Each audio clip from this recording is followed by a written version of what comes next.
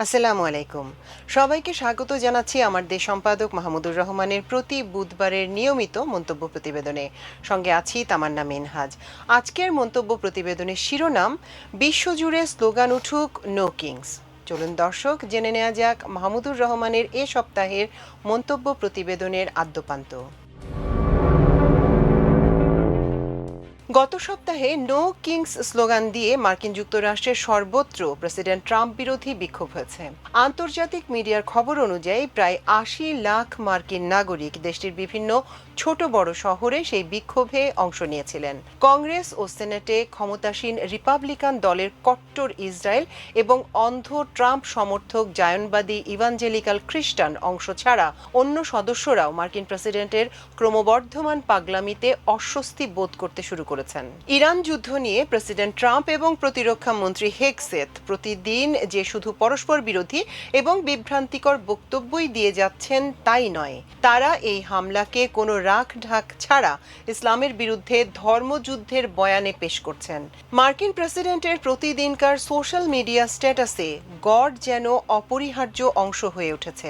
প্রতিরক্ষা মন্ত্রী হেগসেথ মন্ত্রণালয়ের এতদিনের সেকুলার নীতির ব্যত্যয় ঘটিয়ে সেখানে খ্রিস্টান রীতিতে নিয়মিত আনুষ্ঠানিক প্রার্থনার আয়োজন করে গডের কাছে শত্রুপক্ষ অর্থাৎ ইরানকে ধ্বংস করার আবেদন জানাচ্ছেন। প্রেসিডেন্ট ট্রাম্প, পররাষ্ট্রমন্ত্রী মার্কো রুবিও এবং প্রতিরক্ষামন্ত্রী হেগসেথের সমন্বয়ে গঠিত মার্কিন ইতিহাসের সবচেয়ে কট্টর জায়নবাদী খ্রিস্টান রাজনীতিবিদ ট্রয়কা এখন ওয়াশিংটনের পররাষ্ট্রনীতিকে তাদের মতো করে জায়নিস্ট ধর্মীয় ব্যাখ্যা অনুযায়ী পরিচালিত করছেন। তাছাড়া ইরানের বিদ্যুৎ ও পানি পরিশোধন কেন্দ্র সহ সব বেসামরিক অবকাঠামো ধ্বংস করে প্রেসিডেন্ট ট্রাম্পের বিশ্বের প্রাচীনতম সভ্যতার দেশটিকে প্রস্তর যুগে নিয়ে যাওয়ার হুমকির ফলে মার্কিন যুক্তরাষ্ট্র ভবিষ্যতে যে যুদ্ধাপরাধের দায়ে অপরাধী সাব্যস্ত হতে পারে সেই আশঙ্কাও দেশটির অল্প সংখ্যক বিচার বুদ্ধি সম্পন্ন নাগরিক বিলম্বে হলেও বিবেচনায় নিচ্ছেন।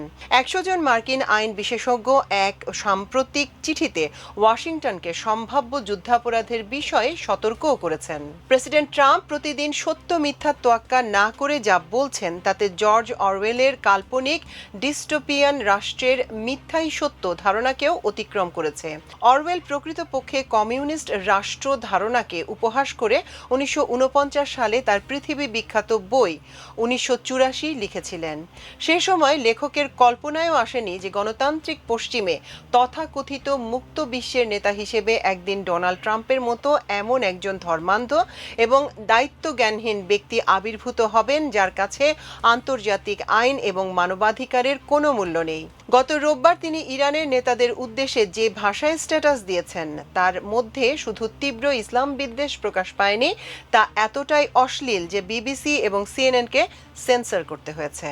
আমাদের একেবারেই আশ্চর্য হওয়া উচিত হবে না যে ডোনাল্ড ট্রাম্প মার্কিনীদের বিপুল ভোট পেয়ে ২০২৪ সালে গণতান্ত্রিক পন্থাতেই প্রেসিডেন্ট নির্বাচিত হয়েছেন। নিরপেক্ষ রাজনৈতিক বিশ্লেষক এবং স্কলাররা কয়েক দশক ধরেই দেশটির জনগণের এক উল্লেখযোগ্য অংশের ধর্মান্ধতা এবং জায়নবাদী চরমপন্থার দিকে ঝুঁকে পড়ার বিষয়টি বিভিন্ন লেখায় উল্লেখপূর্বক সবাইকে সতর্ক করে এসেছিলেন।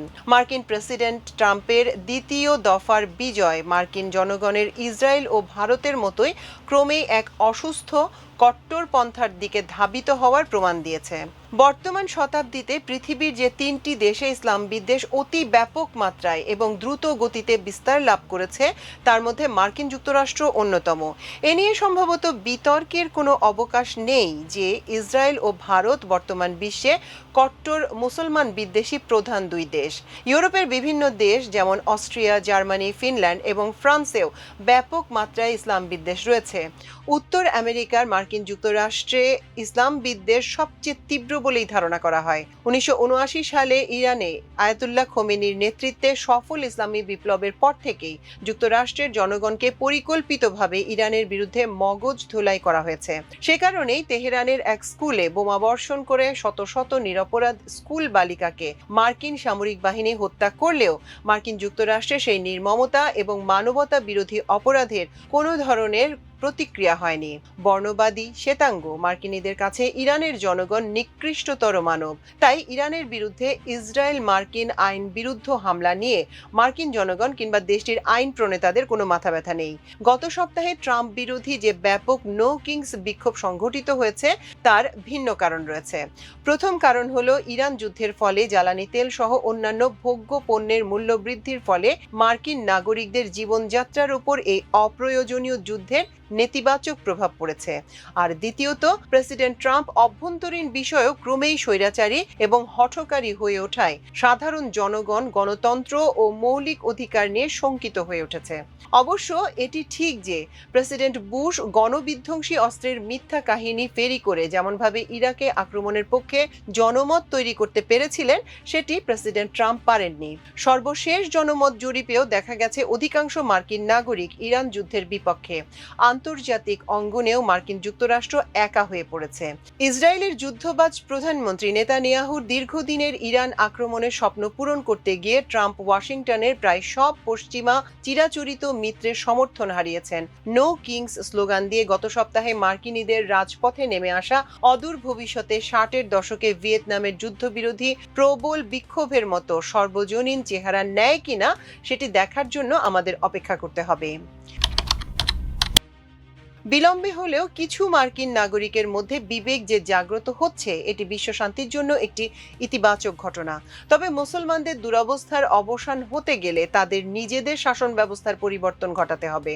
মুসলিম বিশ্বের সংস্কারের জন্য ওআইসি-ভুক্ত দেশ, বিশেষ করে শেখ ও রাজতন্ত্র সহ যেসব ইসলামিক রাষ্ট্রে নানা পদ্ধতিতে স্বৈরাচারী শাসন ব্যবস্থা দীর্ঘদিন ধরে বলবৎ রয়েছে, সেসব দেশের জনগণের যুক্তরাষ্ট্র থেকে অনুপ্রেরণা গ্রহণ করে নো কিংস স্লোগান নিয়ে রাজপথে নেমে আসা উচিত। 2011 সালে তিউনেশিয়ায় আরব বসন্ত আমাদের উম্মার রেনেসার বিষয়ে যথেষ্ট আশান্বিত করে তুলেছিল। দেশটির একনায়ক বেন আলী 24 বছর স্বৈরশাসনের পর স্বতঃস্ফূর্ত বিপ্লবে দেশ ছেড়ে সৌদি আরবে পালাতে বাধ্য হলে তিউনেশিয়ার জনগণ কিছুদিনের জন্য গণতন্ত্রের স্বাদও পেয়েছিল। তিউনেশিয়ার পর মিশরেও স্বৈরশাসক হোসনি মোবারক ক্ষমতাচ্যুত হয়েছিলেন। আমরা ভেবেছিলাম এবার মুসলিম বিশ্বের মুক্তি আসন্ন, কিন্তু সেই সুসময় বড় ক্ষণস্থায়ী ছিল। তিউনেশিয়া এবং মিশর আগের মতো ইসরায়েল ও মার্কিন সমর্থিত স্বৈর শাসনে ফিরে গেছে। ইরাক, সিরিয়া, লিবিয়া, ইয়েমেন ও সুদান অন্তহীন যুদ্ধ বিগ্রহে পরনির্ভর ব্যর্থ রাষ্ট্রে পরিণত হয়েছে। স্বাধীন চেতা কিং ফয়সালের সৌদি আরব ইসরায়েলের অনুরাগী এমবিএস এর সৌদি আরবে পরিণত হয়েছে। ইসরায়েলের সঙ্গে তথাকথিত আব্রাহাম অ্যাকর্ডে স্বাক্ষর করে আমিরাত, বাহরাইন, মরক্কো ও সুদান জায়নবাদী বিশ্ব ব্যবস্থার কাছে নতি স্বীকার করেছে। ইসরায়েল এখন আরব এবং মুসলমান সংখ্যাগরিষ্ঠ আফ্রিকান রাষ্ট্রগুলোকে অস্থিতিশীল করে রাখার কাজে আমিরাতকে ট্রয়ের ঘোড়ার মতো ব্যবহার করে চলেছে। প্রথমে গাজায় ইসরায়েলি গণহত্যার সময় এবং এখন ইরানের বিরুদ্ধে অন্যায় হামলার প্রতিক্রিয়ায় আরব শাসকদের মেরুদণ্ডহীন চরিত্র সারা বিশ্বের কাছে উন্মোচিত হয়েছে।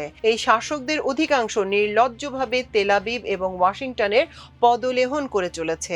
জিসিসি-ভুক্ত দেশগুলো ইরানের পাল্টা প্রতিরোধ যুদ্ধে তাদের দেশের অবস্থিত মার্কিন ও ইসরায়েলি সামরিক ঘাঁটি সহ অন্যান্য সামরিক এবং বেসামরিক অ্যাসেটে পাল্টা হামলার কঠোর নিন্দা করলেও একমাত্র ওমান ছাড়া অন্য কোনো আরব দেশ মার্কিন যুক্তরাষ্ট্র ও ইসরায়েলের বেআইনি হামলার বিরুদ্ধে কোনো বিবৃতি দেওয়ার সাহস এ পর্যন্ত দেখাতে পারেনি। এই শাসক শ্রেণী শুধু নিজেদের ক্ষমতা টিকিয়ে রাখার জন্য অনেক আগেই নিজেদের বিবেক এবং রাষ্ট্রের স্বাধীনতা বিভিন্ন পশ্চিমা সাম্রাজ্যবাদী শক্তির কাছে বন্ধক দিয়ে রেখেছে। অতএব রাজপথের বিপ্লব ছাড়া জায়নিস্ট শৃঙ্খল থেকে এসব মুসলিম রাষ্ট্রের স্বাধীনতা ও জনগণের অধিকার পুনরুদ্ধারের কোনো সম্ভাবনা নেই। দুর্ভাগ্যের বিষয় হলো আরবের জনগণ হাজার বছরের শিয়া সুন্নি দ্বন্দ্বের কারণে এতখানি বিভক্ত হয়ে পড়েছে যে ইরানের উপর হামলাকে কেন্দ্র করে তাদের পক্ষে কোনো বৃহত্তর মুক্তির আন্দোলনে ঐক্যবদ্ধ হওয়ার সম্ভাবনা দেখা যাচ্ছে না। তবে মার্কিন যুক্তরাষ্ট্র এবং ইসরায়েলের মতো প্রবল পরাক্রান্ত সামরিক বাহিনীকে পৃথিবীর প্রাচীনতম সভ্যতা ইরানের একাকী মোকাবেলা করার বিরল সাহসিকতা হয়তো বিশ্বের বাকি মুসলমানদের খানিকটা হলেও অনুপ্রাণিত করবে।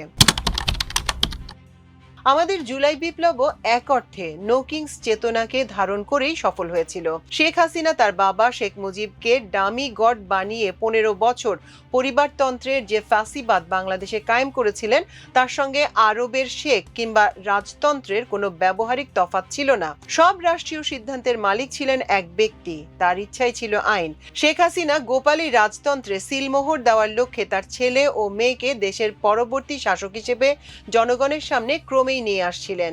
শেখ পরিবারের সেই অলিখিত রাজতন্ত্রকে চ্যালেঞ্জ করেই আমাদের কিশোর এবং তরুণরা সেদিন স্লোগান দিয়েছিল, দেশটা কারো বাপের না। ভুয়া গণতন্ত্রের লেবাসে বাংলাদেশে আর কখনো শেখ তন্ত্রের মতো কোনো ছদ্মবেশী রাজতন্ত্র যাতে প্রতিষ্ঠিত হতে না পারে, সে কারণেই 5ই আগস্টের পর রাষ্ট্র সংস্কারের প্রয়োজনীয়তা সবাই উপলব্ধি করেছিলেন। উপরিউক্ত জন আকাঙ্ক্ষার পরিপ্রেক্ষিতে সরকার ও বিরোধী দল নির্বিশেষে সব রাজনৈতিক দল এবং শক্তির জুলাই সনদের অপরিহার্যতা অনুধাবন করা আবশ্যক। সরকারি দলের কিছু সদস্যের গণভোটকে তুচ্ছ করে বক্তব্য দেওয়ার প্রবণতা জুলাই সনদ সম্পর্কে সরকারের সদিচ্ছা নিয়ে অপ্রয়োজনীয় সন্দেহের সৃষ্টি করছে। স্মরণ করিয়ে দেয়া অনাবশ্যক যে বিএনপির 31 দফার প্রথম দফাই হলো রাষ্ট্র সংস্কার। সংসদে সনদ নিয়ে যতই আইনের কুটকচালি, তর্ক বিতর্ক, ওয়াকআউট চলুক না কেন, মূল কথা হলো কোনো ব্যক্তি কিংবা পরিবারের ইচ্ছায় নয়, রাষ্ট্র পরিচালিত হতে হবে একমাত্র জনগণের ইচ্ছানুসারে, এবং সেই ইচ্ছার প্রকাশ ঘটবে শুধু গ্রহণযোগ্য গণতান্ত্রিক পদ্ধতি অনুযায়ী। সেটি কিভাবে নিশ্চিত করা যাবে? সম্মিলিতভাবে তার পন্থা উদ্ভাবনের জন্য জাতীয় সংসদের সব সদস্যের কাছে আহ্বান জানাই। আমরা যেন স্মরণে রাখি যে মার্কিনীরা সবে নো কিংস স্লোগান নিয়ে রাজপথে নেমেছে, আর বাংলাদেশের অদমনীয় তরুণরা তাদের রক্তের বিনিময়ে এক ভুয়া রানীকে ক্ষমতাচ্যুত করে প্রভুর দেশে পাঠিয়ে ইতোমধ্যে এক মহান ইতিহাস সৃষ্টি করে রেখেছে। দর্শক, এই ছিল আমার দেশ সম্পাদক মাহমুদুর রহমানের এ সপ্তাহের মন্তব্য প্রতিবেদন। এতক্ষণ সঙ্গে থাকার জন্য অশেষ কৃতজ্ঞতা। আল্লাহ হাফিজ।